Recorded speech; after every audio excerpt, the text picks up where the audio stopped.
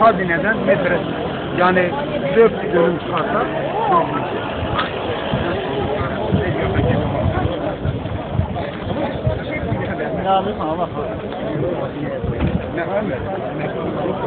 ya geliyor lan Metin ben gözüm korkuyorum geliyor kapıda kahvere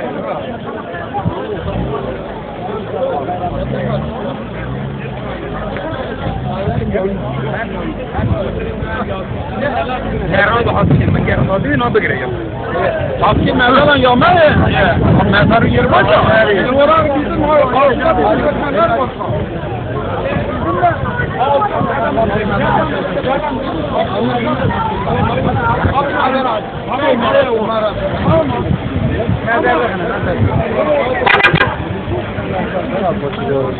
Kendini karşısında bütün dikmeler de karşılanır.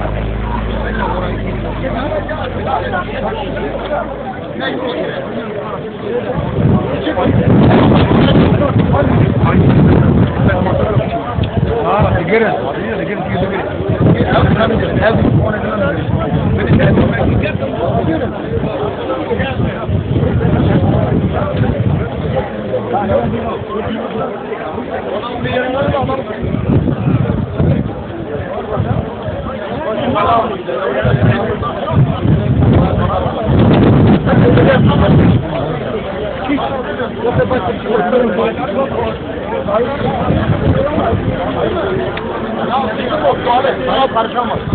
Aldığını yapar. Onun altı satıyor. Onun altına kadar. Bizim. Kaç para? Valla. Bilmiyorum. Yarı bilmiyorum.